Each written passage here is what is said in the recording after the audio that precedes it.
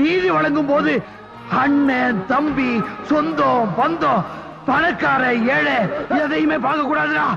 நாயத்தை மட்டும் தான் சொல்லணும். அனைவருக்கும் வணக்கம்.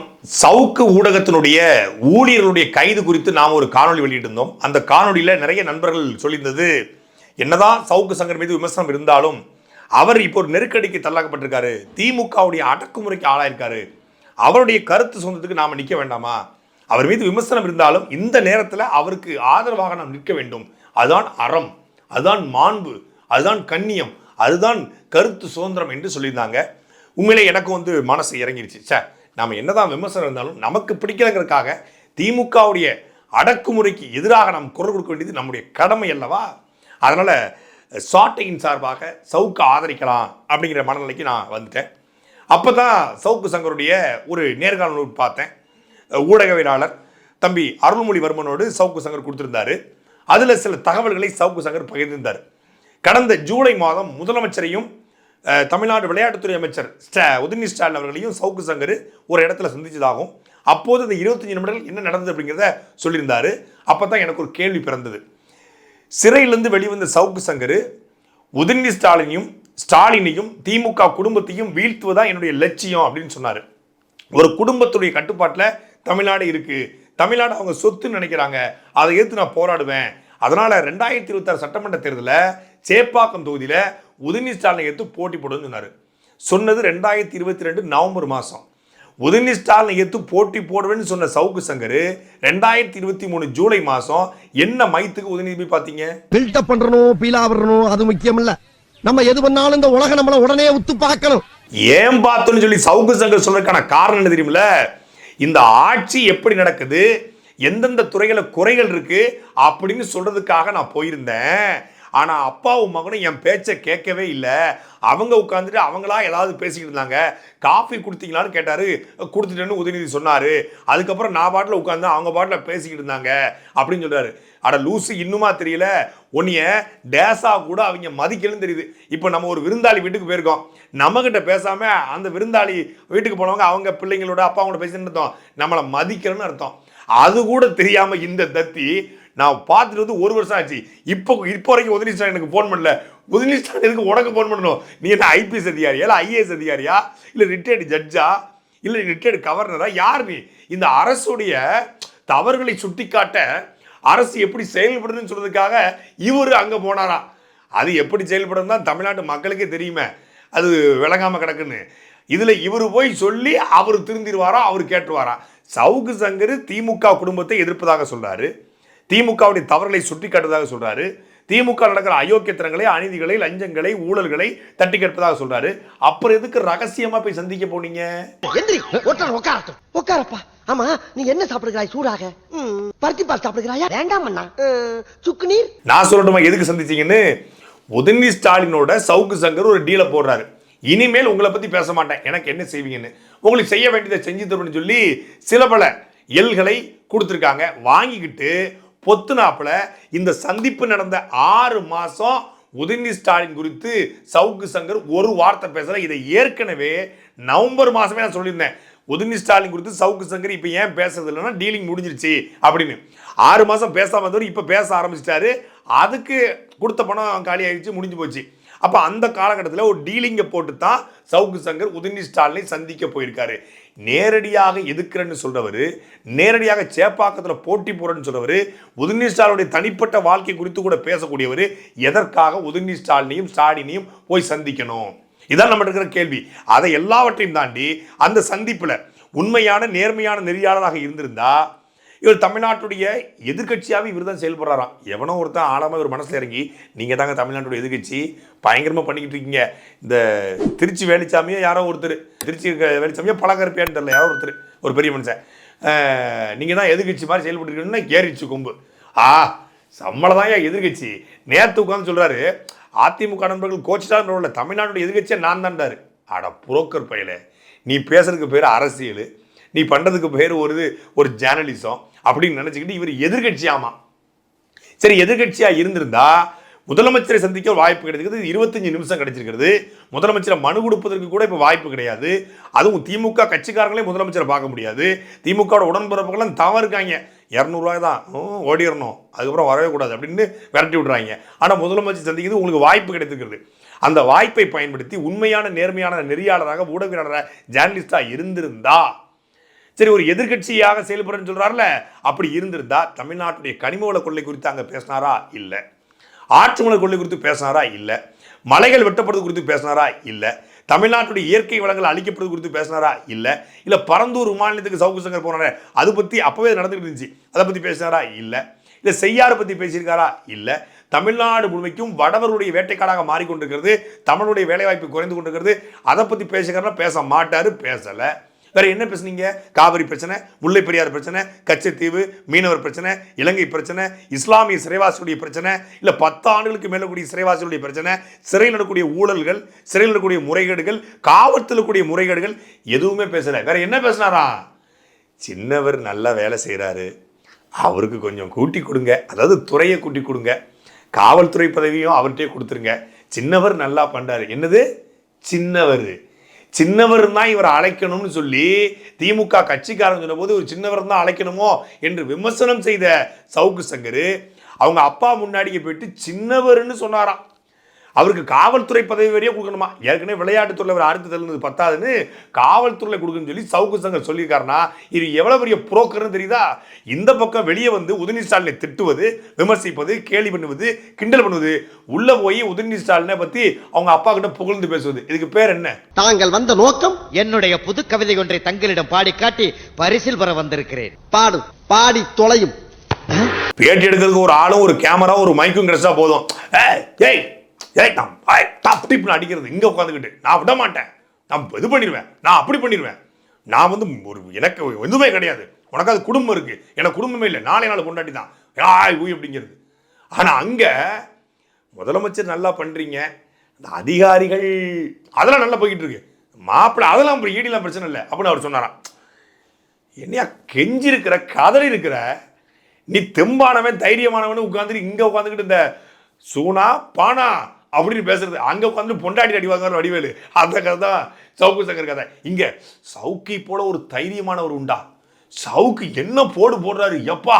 அவர் ஊழியர்களை கைது பண்ணிட்டாங்க, அவருடைய கேமராமேனை தூக்கிட்டாங்க, கார் டிரைவரை தூக்கிட்டாங்க, முடிவற்ற வரைக்கும் தூக்கிட்டு இருக்காங்க. ஆனா சவுக்கு சங்கர் அசரலையே அஞ்சலையே இன்னும் திமுக குடும்பத்தை பத்தி கேள்விப்பட்டிருக்காரு அப்படின்னு இங்க உட்காந்து இவங்க சில்லறையை சிதற விட்டு இருக்காங்க. அங்க அந்த ஆளு சைலண்டா உதயநிதி ஸ்டாலின் லம்பா வாங்கிட்டு போயிருக்காப்ல. அட வெக்கம் கட்டுவீங்களா? இதுக்கு ஒரு 4 பேர்த்த மூத்திரத்தை வாங்கி மடக்கு குடிக்க வேண்டியதானே? சரி, நீங்க சந்திச்சது எப்போ? 2023 ஜூலை மாசம். 2023 ஜூலை மாசம் முதலமைச்சரையும் ஸ்டாலினையும் சந்தித்த சவுக்கு சங்கர் ஏன் ஒரு வருஷம் வெளியே சொல்லல? சந்திச்சுட்டு வந்து வெளியே வந்து எப்பா அவங்களுக்கு எதுவுமே தெரியல, அப்பாவும் மகனும் சேர்ந்துக்கிட்டு பெருமை பேசிக்கிட்டு இருக்காங்க, தமிழ்நாடு அரசியல் அவங்களுக்கு தெரியல, ரொம்ப நல்லாட்சி நடந்துட்டு நினைச்சிட்டு இருக்காங்க, நான் போய் பார்த்தேன் அப்படின்னு சொல்லியிருந்தா நீங்க நல்ல நேர்மையான நெறியாளர், ஊடகவியலாளர். எதற்காக அந்த ரகசிய சந்திப்பை எப்போதும் வெளியே சொல்லல? முதலமைச்சரோடும் விளையாட்டுத்துறை அமைச்சரோடும் என்னையா ரகசிய சந்திப்பு வாழுது? ஒரு அதிகாரி ரகசிய சந்திக்கலாம், ஒரு நீதிபதி ரகசியமா சந்திக்கலாம், ஒரு உளவுத்துறை ரகசியமா சந்திக்கலாம், ஒரு ஊடகவியலாளர் எதுக்கு ரகசியமா சந்திக்கணும்? அதுவும் எதிர்த்து பேசக்கூடிய, நேர் எதிராக அவங்களை வீழ்த்துவேன், அவங்களை ஒழிப்பேன், செந்தில் பாலாஜி நான் தான் கைது பண்ண வச்சேன், ஏவாவேலுவை நான் தான் கைது பண்ண வச்சேன், அது இல்லாமல் பொன்முடி வீட்டுக்கு நான் தான் ரெய்டு அனுப்பினேன், தமிழ்நாடு முழுக்க கூடிய அமைச்சர்மாருடைய ஊழல் பட்டியலில் நான் தான் அமலாக்கத்துறைக்கு போட்டு கொடுத்தேன், எல்லாரும் வீட்டுக்கு ரெய்டு வரப்போகுது, சபரிசனுடைய வாட்சி விலை இவ்வளவு, பிடிஆரும் ஆடியோ, இந்த ஆடியோ இந்த பிடிஆர் பேசின ஆடியோன்னு எல்லாத்தையும் வெளியிடுகிற சவுக்கு சங்கர் அந்த குடும்பத்துடைய துர்கா ஸ்டாலின் அவர்கள் கிருத்திகா ஸ்டாலின் வரைக்கும் ஃபாலோ பண்ணி அவங்க குறித்த செய்திகள் எடுத்து வெளியே போடுற சவுக்கு சங்கர், துபாய் வரைக்கும் போய் விளக்கு பிடிக்கிற சவுக்கு சங்கர் எதற்காக முதலமைச்சர் உதயநிதி ஸ்டாலினுடைய சந்திப்பை வெளியே சொல்லல? அப்படி என்ன ரகசிய சந்திப்பு வாழுது? பண்றதெல்லாம் பண்ணிட்டு அவங்க கூட டீலிங்க போட்டுட்டு காசையும் வாங்கிக்கிட்டு திருப்பி மீண்டும் ஏத்து பேச போய் தான் எல்லாத்தையும் வாங்கிக்கிட்டு இவன் ஏத்து பேசுறானே, இவன் இவ்வளவு அயோக்கிய பயலா இருக்கானே, தூக்குடா அப்படிங்கிற முடிவுக்கு வருவாங்களா வரமாட்டாங்களா? அது இல்லாம அதிகாரிகளை கொச்சையா பேசுவது, இழிவா பேசுவது, கேவலப்படுத்துவது எல்லாத்தையும் செஞ்சுட்டு கருத்து சுதந்திரம், என் கருத்துக்கு எதிராக யாருமே நிக்கல, அனாதையாக சோசியல் மீடியா அனாதையாக மாறி இருக்கிறார் சவுக்கு சங்கர். என் பக்கம் வந்து 10 லட்சம் ஃபாலோவர் இருக்கிறான் 50 லட்சம் பேர் என் பேச்சை கேட்குறான், தமிழ்நாட்டு அரசியல் நான் புரட்டி போட்டுருவேன், தமிழ்நாடே வந்து ஸ்தம்பிக்கும். நீ என்னடா ஆந்திரா பார்டரில் நிற்கிறேன், கில்லி படத்தில் அவங்க பிரகாஷ்ராஜ் கேட்பறல, தமிழ்நாடே என் பின்னாடி இருக்கு, ஏன்னா ஆந்திரா பார்டரில் நிற்கிறியா அப்படிங்கிற மாதிரி சவுக்கு சங்கர் பீலா விட்டுருக்காப்புல. இந்த பீலா கதையை உதயநிதி ஸ்டாலின் நம்பலை, நான் ஏதாவது பண்ணி கொடுப்பேன் அப்படி இப்படின்னு சொல்லி போகிற பொழுது நம்பலை. இன்னும் இங்கே நம்பலையே, வேறு யார்கிட்ட போகலாம், அண்ணாமலைகிட்ட போகலாமா, இல்லை மோடிகிட்ட போகலாமா, அமித்ஷாட்ட போகலாமா, யார்கிட்ட போகலாம், காங்கிரஸை போகலாமா, வேறு யார்கிட்ட தமிழ்நாட்டில் யாரை ஈஸியாக ஏமாற்றலாம். நம்ம சொன்ன உடனே கேட்கணும், முட்டாள்தனமாக இருக்கணும், அறிவே இருக்கக்கூடாது. நம்ம சொன்ன உடனே கேட்டு நமக்கு லம்பாக பணம் தரணும். ஒரு இன்டர்வியூக்கு 5 லட்சம் தரணும். எவன் தருவான்? இவங்க கிட்ட பணத்தை கறக்கிறது ரொம்ப கஷ்டமாக இருக்கு. போடுறா எடப்பாடியை போடுறா, ஈஸியாக ஏமாத்திரலாம்டா, ஈஸியாக ஏமாத்தலாம். ஏன்னா நோகாமல் நோம்பு கும்பிட்டு வந்தவர், திண்ணில கிடந்தவனுக்கு திடுக்குன்னு அதிர்ஷ்டம் அடித்த மாதிரி தமிழ்நாட்டில் முதலமைச்சரானவர், கஷ்டப்படாமலே பணத்தை பார்த்தவர், அம்மையார் ஜெயலலிதா அவர்கள் சம்பாதிச்ச காசு, புரட்சி தலைவர் எம்ஜிஆர் சம்பாதிச்ச காசை வச்சுக்கிட்டு ஒருத்தர் சும்மா உட்காந்துக்கிட்டு அங்கே போடுற துண்டுன்னு சொல்லி ராஜ்சத்திய மூலியமாக அங்கே துண்டை போட்டாப்புல. இவர் யாரும் தெரியுமில்ல, பெரிய ஆளுங்க, தமிழ்நாட்டிலே வந்து பெரிய யூடியூபரு.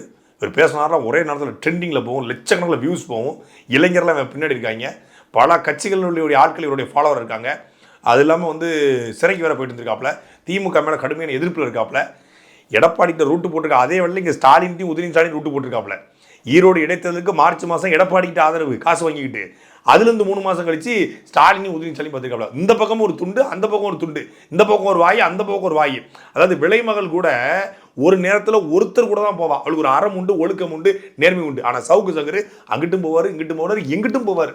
அப்படி எடப்பாடிகிட்ட போயிருக்காப்புல. எடப்பாடிகிட்ட போய் இப்போ இந்த 6 மாதம் எடப்பாடிகிட்ட ஒரு டீலிங்கை போட்டு காசை வாங்கிட்டு இந்த தேர்தல் பிரச்சாரத்துக்கு அந்த பேட்டியெல்லாம் எடுத்து போட்டு லைவ் காட்டி, எடப்பாடியுடைய லைவ்லாம் எடுத்து போட்டு, வேட்பாளர் பேட்டி எடுத்து போட்டு, அது ஒரு பல்காக ஒரு காசை போட்டு கம்பெனி கேமரா, மைக்கு, ஸ்டாண்டு, லைட்டு, க்ரீன் மேட்டு எல்லாமே எடப்பாடி காசு.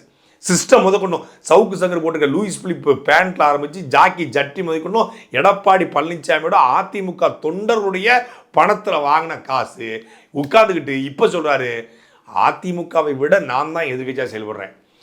தின்ன சாப்பாட்டுக்கு அது நெஞ்சு குழிக்கில் இறங்குறதுக்கு முன்னாடி கத்தியை விட்டு கடப்பாறையை விட்டு உருவுற கேரக்டர் தான் சவுக்கு சங்கருடைய கேரக்டர். அது இப்போ எடப்பாடிக்கு தெரிஞ்சிருக்கும். இப்போ இந்த சவுக்கு சங்கரை எழுதி வைத்துக் கொள்ளுங்கள், நான் சொல்வது சத்தியமாக நடக்கும். 2026 திமுக ஆதரவு நிலைப்பாடு எடுத்து கூட போவதற்கான வாய்ப்பு 100 விழுக்காடு இருக்கு. அவருக்கு எந்த பாரபட்சமும் கிடையாது, ஏன்னா எந்த தத்துவமும் கிடையாது, எந்த கொள்கையும் கிடையாது, எந்த கோட்பாடும் கிடையாது, எந்த சித்தாந்தமும் கிடையாது. இப்போ ஒரு சித்தாந்த தெளிவு இருக்கிறவன் அந்த சித்தாந்தத்துக்கு எதிராக ஒருபோதும் நிற்க மாட்டான். இப்போ நான் தமிழ் தேசியவாதினா அண்ணன் சீமானுக்கும் நாம் தமிழ் எதிர்நிலைப்பாடு ஒருபோதும் இருக்க மாட்டோம். பிஜேபியில் பல பேர் இருக்காங்க, பிஜேபி கட்சியில் இருப்பாங்க, மாரிதாஸ் இருக்காரு, பல பேர் இருக்காங்க, அவங்க பிஜேபி தாண்டி நிற்க மாட்டாங்க. அதே போல் திமுகலே பல பேர் இருக்காங்க, திமுகவை தாண்டி அவங்க சிந்திக்க மாட்டாங்க, திமுக எதிரான நிலைப்பாடு எடுக்க மாட்டாங்க. ஆனால் மற்ற கட்சியை விமர்சிப்பான். ஆனால் சவுக்கு சங்கருக்கு எந்த நிலைப்பாடும் கிடையாது, எந்த கோட்பாடும் கிடையாது. அதனால் உலகத்திலே பேராபத்தனை யார் சொல்கிறாங்க தெரியுமில்ல, உலகத்திலே பேராபத்தனவன் புரோக்கர், தரகர், பிம்பிள், அவன் ரொம்ப ஆபத்தானவன். ஏன்னா அவனுக்கு மானம், ரோசம், வெக்கம், சூடு, சொரணை, குடும்பம், இனம், மொழி, பண்பாடு, கலாச்சாரம், அறம், நேர்மை எதுவும் கிடையாது. அவன் எந்த எக்ஸ்ட்ரீமுக்கு போவான். அப்படி ஒரு ஆள் தான் சவுக்கு சங்கர். லட்சக்கணக்கான தமிழர்களை கொன்று குவித்த காங்கிரஸ். ஆமாண்டா, என்னடா பண்ண சொல்றதுக்கு முடிஞ்சு போச்சு போர். 12-13 வருஷம் ஆகி போச்சு. இன்னொன்று அது இன்னொரு நாட்டு பிரச்சனை. எஸ், ஓகேவா? நான் எப்படி புரிஞ்சுக்கிறது சொல்லுங்க. நீ இப்ப அரசியல் கட்சி இலங்கை தமிழர்களுக்காக நடத்துறியா, இந்திய தமிழர்களுக்காக நடத்துறியான்ற கேள்வி வருமா வராதா? சதுரங்க வேட்டை படத்தில் வரக்கூடிய பொலிட்டிக்கல் கேரக்டர் தான் சவுக்கு சங்கருடைய கேரக்டர். அவன் பாம்பு வச்சு சீட்டிங் போடுவான், ஈமுக்கள் வச்சு சீட்டிங் போடுவான், இப்படி பல வகையில் சீட்டிங் போடுவான். காவிரி தண்ணி, காசிலிருந்து கொண்டு தண்ணி, இதை சாப்பிட்டீங்கன்னா உடம்புக்கு ரொம்ப ஆரோக்கியம், நைல் வாட்ரு அப்படிலாம் சொல்லுவாங்க இல்லையா, அதனுடைய பொலிட்டிக்கல் கேரக்டர், அதனுடைய யூடியூப் கேரக்டர் தான் சவுக்கு சங்கர். ஒரு திருட்டு ஏமாற்று பேர்வழி. அவருக்கு ஆதரவாக கருத்து சுதந்திரம் சொல்லி சில பேர் என்கிட்ட கம்பி நீட்டினாங்க. அவங்களுக்கு ஒரு பதிவு வச்சிருக்கிறேன். 2022 செப்டம்பர் மாதம் 11ஆம் தேதி சவுக்கு சங்கர் ஒரு ட்வீட் போட்டிருக்காரு. நல்லா ஜூம் பண்ணி பார்த்துக்கோங்க. கள்ளக்குறிச்சி விவகாரத்தில் வதந்தி பரப்பியதாக சாவித்திரி கண்ணன் கைது. இந்த கைது நீதிமன்ற உத்தரவின் அடிப்படையில் கைது மிக மிக நியாயமான நடவடிக்கை. பத்திரிகை சுதந்திரம் தட்ட தூக்கிட்டு வருவானுங்க, 2 மிதிச்சு விடுங்க. டேக் பண்ணி சிஎம் தமிழ்நாடு, டிஎன் போலீஸ். இது அவர் ஜெயிலுக்கு போயிட்டு வெளியே வந்து கொஞ்ச நாள், ஜெயிலுக்கு போகிறதுக்கு முன்னாடி போட்ட பதிவு. அதாவது தனக்கு வந்தால் ரத்தம், அடுத்தவனுக்கு வந்தால் தக்காளி சட்னி. சாவித்திரி கண்ணன் தமிழ்நாட்டினுடைய நேர்மையான நெறியாளர்களில், பத்திரிகையாளர்களில், ஊடகவியலாளர் அவரும் ஒருவர். நான் அறிந்த வரை அந்த சாவித்திரி கண்ணன் குறித்து அவர் ஸ்ரீமதி விவகாரத்தில் ஒரு கருத்து சொல்லியிருக்காரு. அந்த கருத்துக்கு நேர்கருத்து வைக்கலாம், எதிர்கருத்து. ஆனால் அவர் கைது செய்து வெளியிட்டாங்க. ஆனால் அந்த கைது செய்வதற்கு கடுமையான வார்த்தைகளை பேசி அவரை மிதிச்சு அனுப்பிச்சு விடுங்க, யாராவது சாவித்திரி கண்ணனுக்கு ஆதரவாக வந்தான்னு சொல்லி சாவித்திரி கண்ணனுடைய கைதுக்கு ஆதரவாக நின்றவர் சவுக்கு சங்கர். நான் திருச்சியில் தலைவர் பிரபாகரன் குறித்து ஒருத்தர் தப்பாளிக்கிட்டான்னு சொல்லி போனதற்கு அவன் தவறான முறையில் புகார் கொடுத்து காவல்துறை எங்களை கைது செய்கிறது. அந்த கைது செய்கிற காவல்துறையை சொல்கிறது, எங்களுக்கு பெரிய ப்ரெஷரு, இந்த சட்டையை கழட்டி போட்டு துறை போட்டு போயிடலாம் போல இருக்கு, தயவுசெய்து கோஆப்ரேட் பண்ணுங்கன்னு சொன்னதுனால நாங்கள் ரிமாண்ட் ஆகிறோம். அதற்கும் ஆதரவாக நின்றவர் யார்? எங்களுக்கு ஆதரவாக இல்லை, திமுக அரசுக்கு ஆதரவாக நின்றவர் சவுக்கு சங்கர். திரும்பி 2வது முறை தக்கலையில் நான் பேசி கைதாகும் போது கூட என்னுடைய கைதுக்கு எதிராக நின்றவர் சவுக்கு சங்கர். மீண்டும் என் மீது குண்டாஸ் போட்ட பொழுது அந்த குண்டாஸை ஆதரித்து நின்றவர், எனக்கு எதிராக நின்றவர் சவுக்கு சங்கர். இப்படி தமிழ்நாட்டில் நாம் தமிழ் கட்சி சார்ந்தவர்கள் கருத்து சுதந்திரம் காப்பதற்காக பேசி உள்ள ஜெயிலுக்கு போன அத்தனை பேருடைய கைதையும் கொண்டாடிய சவுக்கு சங்கர், என்னைய சோதனை வந்த பொழுது வெளிநாட்டில் பேசுனது நான் பார்த்தேன், பல கோடி ரூபாய் சாட்டைக்கு வந்திருக்குன்னு தினமலருங்கிற ஒரு அயோக்கிய பத்திரிகையும் தினகரங்கிற ஒரு அயோக்கிய பத்திரிகையும் வெளியிட்ட அந்த ஆட்சிகளை எடுத்து போட்டு பல கோடி ரூபாய் சாட்டை துறை ஆட்டையை போட்டிருக்காரு, சீமானனை விட்டு கவனமாக இருக்கணும், இவரை போன்றவர்களை சீமான் கூட வச்சுக்கூடாதுன்னு சொல்லி கட்சிக்குள்ளே சிண்டு முடிகிற வேலையை செய்து என்னுடைய பேரை களங்கப்படுத்துவது மட்டும் இல்லாமல் அப்பட்டமான ஒரு அயோக்கியத்தனமான அவதூறை பரப்பிய சவுக்கு சங்கருக்கு என்ன இதுக்குடா கருத்து சொந்துக்கு நான் நிற்கணும், வேற யாரும் நிற்கணும்?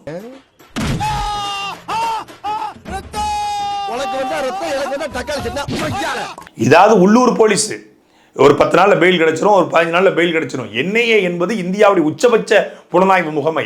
அதில் என்ன நடந்து கொண்டிருக்கிறது என்று தெரியாம நான் பார்த்தேன், அதெல்லாம் மிரட்டி விட்டாங்க. 13 மணி நேரம் விசாரணை, சாட்டை திருமணம்லாம் உள்ள போறது உறுதி, ஊஃபா ஆக்ட் தான் போயின்னு. அப்போ எவ்வளவு வன்மம், எவ்வளவு காழ்ப்புணர்ச்சி, எவ்வளவு இழிவுபடுத்துவது. ஒருத்தனை அப்படியே அரசியலை விட்டு புறந்தல்லுங்கிற மாதிரி பேசி உட்காந்துட்டு இப்போ உட்காந்து சிரிங்கடா லியோ நீங்கள் மாறி மாறி, இப்போ உட்காந்து சிரிங்க முத்தளிப்பு நீயும் மாறி மாறி உட்காந்துக்கிட்டு அப்படி சிரிச்சிய, இப்போ சிரிங்க பார்ப்போம். எல்லாத்துக்கும் சிரிக்கிறது. கஞ்சாவை போட்டு கண்டபடி உடறி கொட்டி இந்த மாதிரி நார்மலாக கொஞ்சம் சிரிக்க முடியுமா? இப்போ உட்காந்து தனியாக, இப்போ லியோவும் இல்லை முத்தளிப்பு இல்லை, இப்போ தனியாக உட்காந்து ஓஹோ ஆஹா அப்படின்னு சிரிக்க முடியுமா? இப்போ சிரிக்கலாம் பார்ப்போம். இங்கே இந்த சின்னத்தை மீட்க முடியல, இவர் நாட்டை மீட்க போகிறார், ஆஹா ஆஹா இப்போ சிரிங்க. கூட இருந்தவனே கேமராமேனே மீட்க முடியல, இவர் கட்சி ஆரம்பிக்க போகிறார் அப்படின்னு நாங்கள் சிரிக்கட்டுமா? கூட இருந்த கார்த்திகை காப்பாற்ற முடியல, இவர் விஜய்க்கு எதிராக போட்டி போட போகிறாரா அப்படின்னு சொல்லி ஆஹா அப்படின்னு நாங்கள் சிரிக்கட்டுமா? கூட இருக்கிற ஊழியர்களை காப்பாற்ற முடியல, இவர் சேப்பாக்கத்தை உதயநிதி ஸ்டாலின் போட்டி போட போறாரு அப்படின்னு சொல்லி ஆஹா அப்படின்னு நாங்க சிரிக்கட்டுமா? இல்ல கூட இருந்த டிரைவரையே காப்பாற்ற முடியல, இவர் அரசியல் கட்சி தொடங்க போறாரா அப்படின்னு நாங்க சிரிக்கட்டுமா?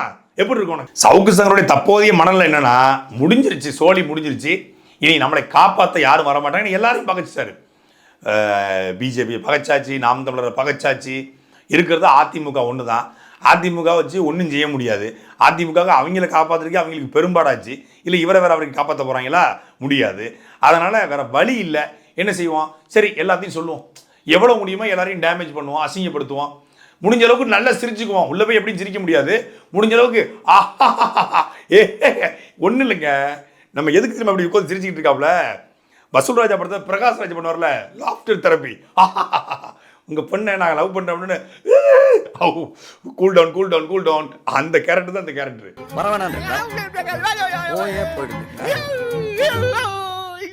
இந்த சூழ்நிலையில் சவுக்கு சங்கர் குறித்து சாட்டை பேசுறது காரணம், சீமானை பற்றி சவுக்கு சங்கர் இழிவா பேசிட்டாரு, நாம் தமிழ் கட்சி இழிவா பேசிட்டாரு, சின்னம் கிடைக்குன்னு சொல்லி கேவலப்படுத்தி பேசிட்டாரு, எக்காலமாக சிரிச்சாரு. அதனால தான் சவுக்கு சங்கரை சாட்டை அடிக்கிறார் நீங்க நினைக்கலாம். சத்தியமா சொல்றேன், அதுதான் உண்மை. சாட்டை எடுத்து நாட்டை திருத்து, இளம் தலைமுறை தானே நீ வழி